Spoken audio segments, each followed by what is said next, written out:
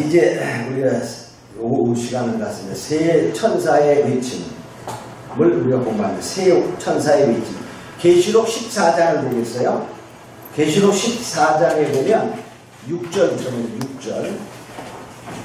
자, 계시록 14장 6절을 봅니다. 계시록 14장 6절을 보면 세 천사가 이제 기도를 하는데 이렇게 말합니다. 또 보니 다른 천사가 공중에 날아가는데 땅에 거하는 자들 곧 여러 나라와 족속과 방언과 백성에게 전한 영원한 복음을 가졌더라. 영원한 복음을 가졌더라. 자, 그래서 12절까지 보면 세 천사가 이게 전하는 소식이 있어요. 또 외침이 있는데 첫째 천사가 여기 보니까 공중에 날아가는데 영원한 복음이다 이렇게 말합니다. 땅에 거하는 자들에게 즉 여러 족속, 방언, 백성에게 전할 영원한 복음. 자, 영원한 복음. 또 영원한 복음 또 그러면 거부해. 안 들어봤으니까. 여러분 어때요? 영원한 복음 좀 색다르죠? 자, 은혜 복음 그럼 어때요? 천국 복음 아주 친절해. 많이 들어봐서. 그럼 영원한 복음은 뭐냐? 왜 영원한 복음이라고 말했을까를 생각해 봐야 됩니다. 영원한 복음을 우리가 여러 학자들이 말할 때 일반적인 복음으로 그냥 보는 경우와 정말 마지막 시대에 저 택자 구원, 심판과 택자 구원으로 보는 견해가 있는데 바로 이것은 마지막 때 전하는 작은 책, 즉 터놓인 책 이것을 말한다 이렇게 볼 수 있어요. 왜 그러면 영원한 복음이라는 다른 말을 쓰냐 자꾸 어렵게. 응? 자, 그래서 이 복음을 잘해. 자, 율법 복음입니까? 복음 아닙니까? 율법도 복음입니다. 그죠? 율법도 복음입니다. 자, 복음은 우리가 기쁜 소식이다 그런 말이지만 왜 기쁘죠? 우리의 구원에 이르게 하는 소식이기 때문에 기쁜 거예요. 근데 율법은 지금 율법으로 구원받으십시오 이렇게 말한다면 어떨까요? 틀리는 말이에요. 왜 그렇죠? 율법의 효력기간이 지났기 때문에 그래요. 왜 그렇죠? 율법은 예수님이 오심으로 말미암아 율법의 마침이 됩니다. 율법의 완성이 되는 거예요. 자, 그래서 이 율법은 복음이지만은 성격이 달라서 이렇게 말해요. 갈라디아서 3장 19절에 보면 약속하신 자손이 오시기까지 그랬어요. 자, 그러니까 율법은 예수님이 오심으로 말미암아 이제 율법의 효력이 상실됩니다. 예수를 믿음으로 구원으로 바뀌게 되죠. 그래서 로마서 10장 4절에 보면 율법은 예수 그리스도로 말미암아 마침이 된다 그랬어요. 그리고 또한 마태복음 5장 17절에는 예수님은 율법의 완성이다. 그러니까 율법이 요구하는 의를 예수를 믿음으로 말미암아 다 이루어요. 그러므로 율법의 완성이 되었다 이렇게 볼 수 있죠. 자, 그러면 우리가 지금 믿는 복음은 뭐죠? 천국 복음, 은혜의 복음 뭐 이런 표현을 하게 됩니다.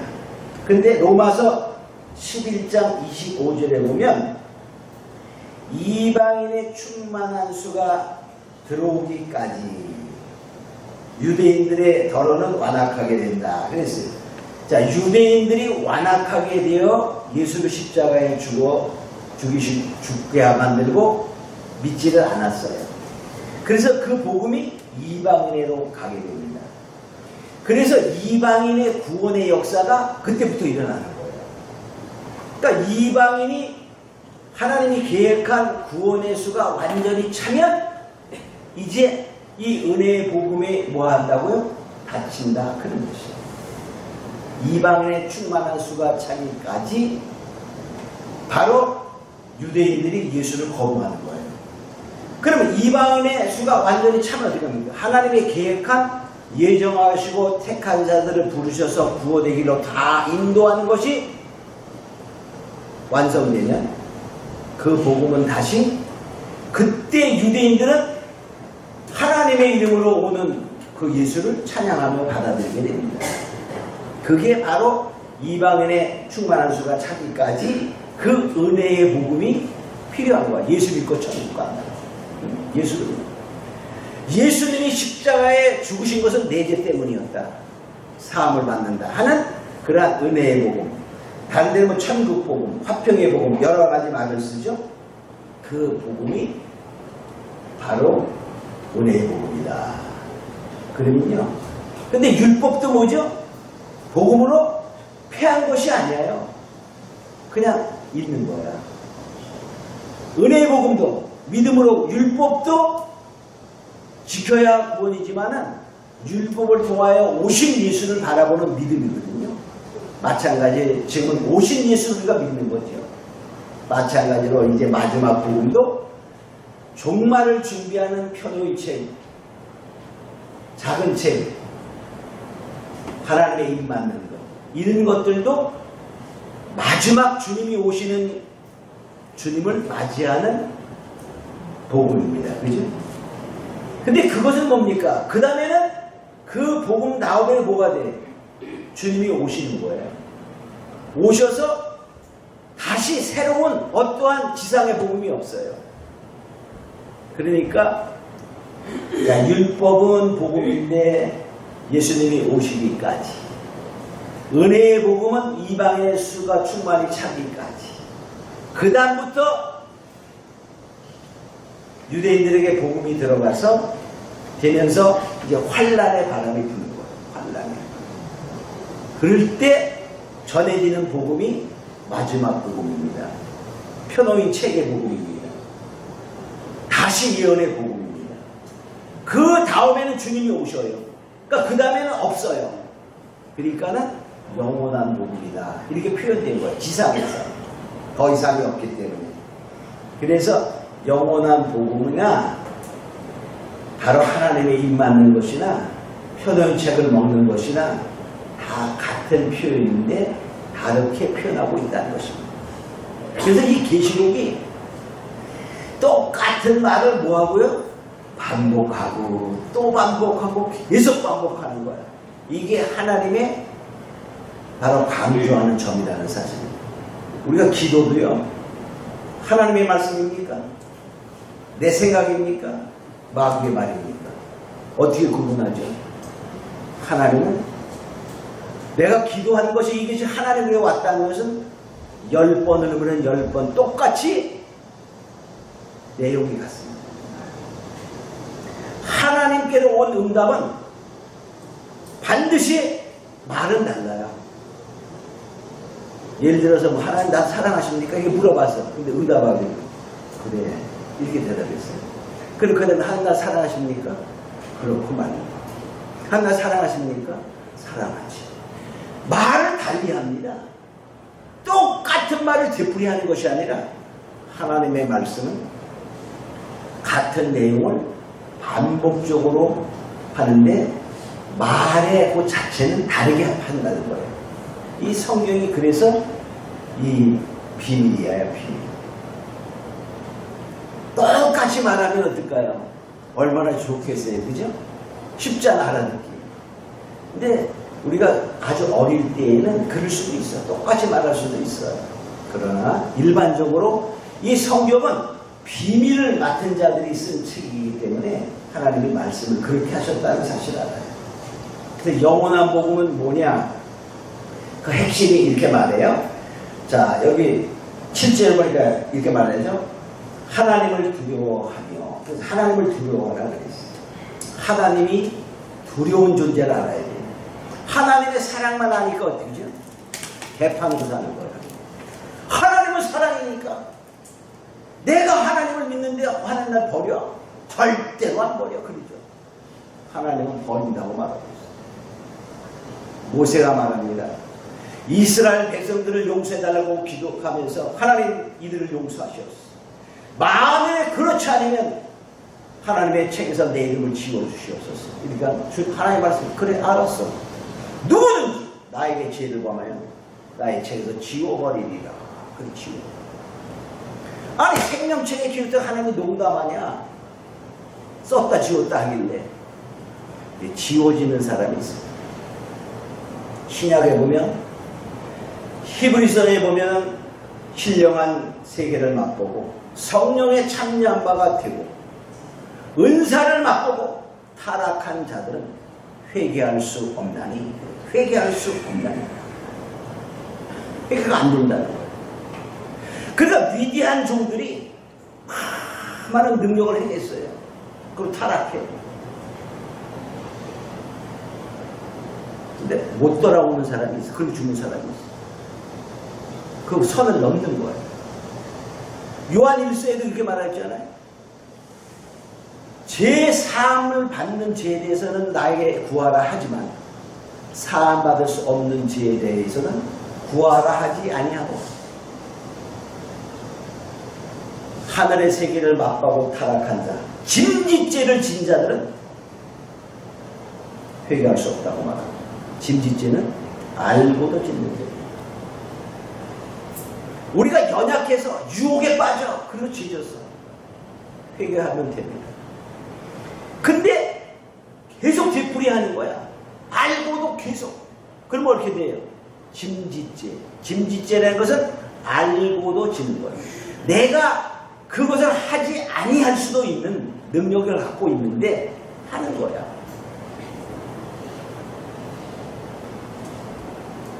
자, 예수 외에도 구원이 있다라고 말하는 목사님들이 예수만이 구원이라는 사실을 알까요, 모를까요? 알아요. 근데 세상의 명예, 대장한계가 그런 명예 때문에 거기 휩쓸리는 거예요. 짐짓지야지. 자, 그래서 하나님은 사랑의 하나님과 동시에 심판의 하나님, 진노의 하나님을 알아야 돼요. 그래서 하나님을 두려워할 줄 알아야 돼요. 하나님을 두려워한다. 하나님은 우리의 영과 몸과 혼을 다 죽일 수 있어요. 마귀는 아무리 우리에게 겁을 줘도 육은 죽여도 혼은 영혼은 못 죽인다고 말하고 있죠. 자, 두 번째, 하나님께 영광을 돌려라 이렇게 말해요. 여기 보니까 하나님께 영광을 돌려라. 7절에 하나님께 영광. 우리는 하나님께 영광을 돌린다 말은 하고 영광을 다 우리가 가져요. 그죠? 자, 그 중에 대표적인 것들이 이거죠. 내가 했는데 자기도 모르게 나와. 내가 아니 내가 기도했더니 났어. 내가 선교지에 가서 교회 몇 개 세웠는지 알아? 누가 세웠죠?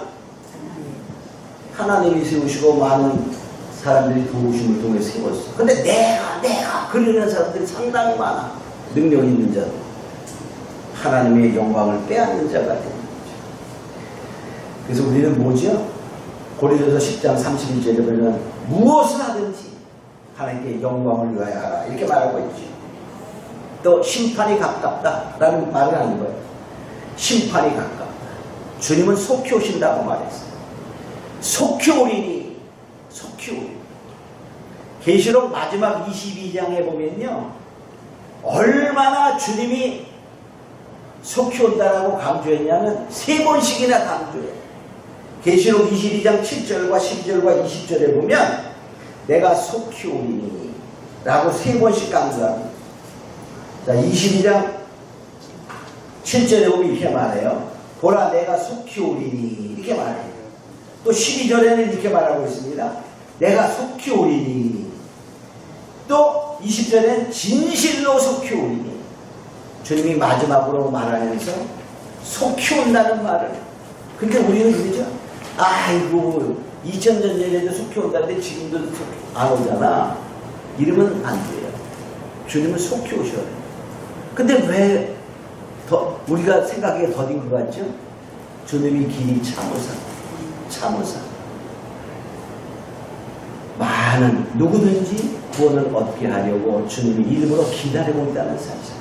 거기에 나도 해당이 됩니다. 만약에 주님이 2000년 전에 제자들이 생각처럼 오셨다면 여러분들은 어디 갔을까? 태어나지도 않았으니까 이렇게 말할까요? 어디가? 그럼 예수 한 번에 복음도 못 들은 사람은 어디 갔을까? 어디 갔을까요? 그럼 막 따져 뭐 어디 가겠어요? 생각은 어디가? 뻔하지. 그건 따질 필요 없는 거야. 예수를 믿어! 구원이라고 천국이라고 말하고 있는데 거기에 무슨 토를 달아요? 우리가 뭐 하나님을 믿는 그러니까 뭐 이순신은 어떠니? 세종대 어디 갔을까? 그런 거 따지는 사람이 있어. 자기 하나님 예수를 믿어! 구원입니다. 천국입니다. 세종대왕 믿었어 안 믿었어? 세상에 훌륭한 우리가 생각할 훌륭한 일이 있다고 착한 일 했다고 천국 못 가는 거예요. 그런 거는 따지는 게 아닙니다. 성경이 말하는 대로 그냥 믿으시면 돼요.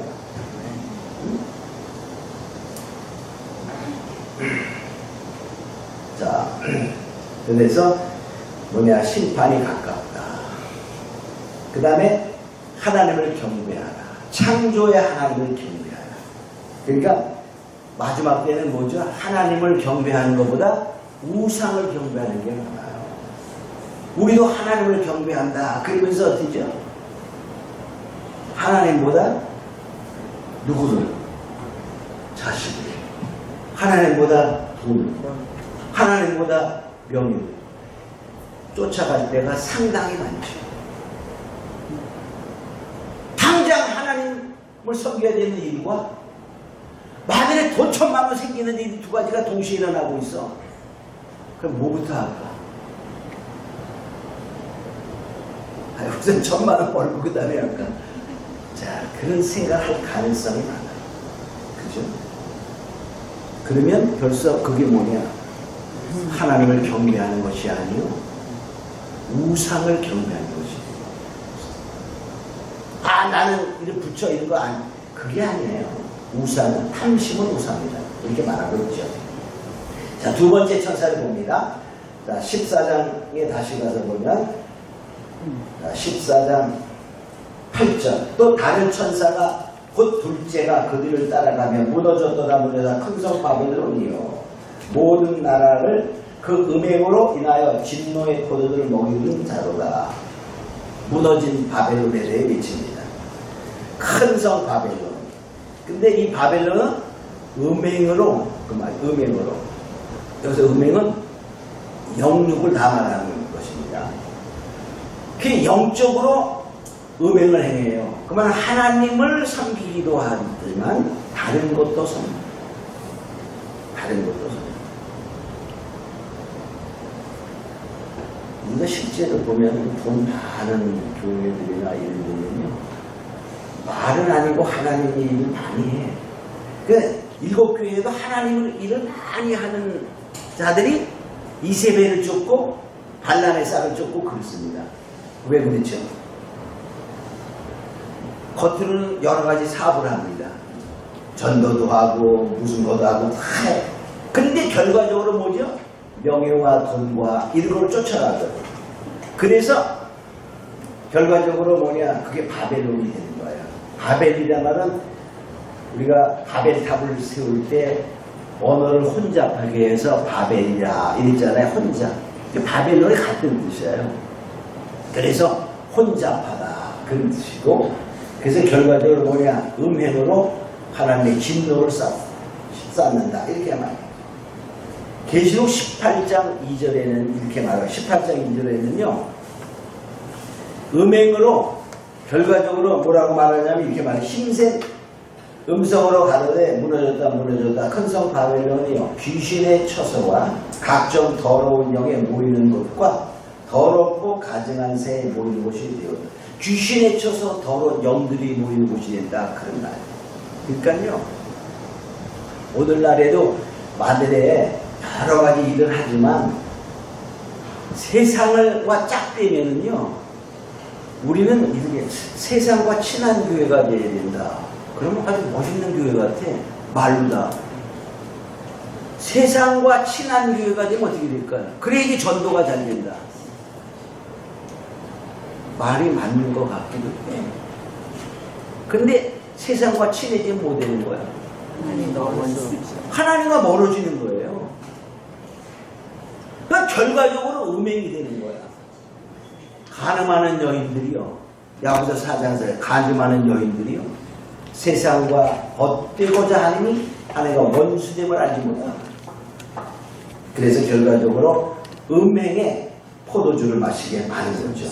귀신의 처소가 되는 거예요. 하나님도 좋다. 야, 돈도 좋다. 색도 좋다. 이렇게 나가는 거죠. 그래서 이 바벨론은 아주 그러니까 가증이 음행을 행하는 그 집단들의 우두머리가 쉽게 말하면 바벨론입니다.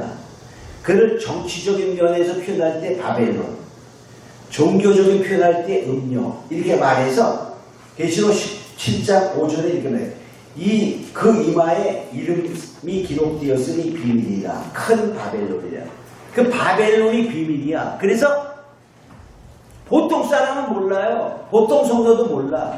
깨달은 사람, 작은 책을 먹은 자, 펴놓은 책을 먹은 자가 그걸 깨닫게 되는데 비밀이야. 바벨론이나 땅의 음료들과 가증한들의 어미라 하더라. 그러니까 가증한 자들이 많잖아요. 그죠? 꼭 큰 교회만 타락합니까? 작은 교회도 다 타락하는 거야. 마지막 때 다 타락해. 그죠? 넌 타락 안 하냐? 나도 타락할 가능성이 많이 있어요. 누구나 있습니다. 누구나. 그래서 정신 차려라. 깨어 있어라. 이렇게 말하는 깨어 있어라. 자, 그래서 이 바벨론은 바로 음녀들의 어미입니다. 그래서 결과적으로 큰 집단. 쉽게 말하면 세계 종교가 이제 하나 쫙 될 때에 WCC나 캐톨릭이나 이런 것들이 다 뭉쳐요. 나중에. 그래서 거기에 누가 우두머리가 되냐. 많은 사람들이 교황이 될 가능성이 많다. 그때 우두머리가 종교적으로 표현할 때 큰 음료요. 정치적인 세력을 갖고 행동하는 것을 표현할 때 큰 바벨론이다. 이렇게 표현하고 있습니다. 자, 그래서 그냥 무너지는 바벨론. 바벨론은 무너지는. 그러니까 거기서 어떻게 되죠? 나와라. 그게 나와라.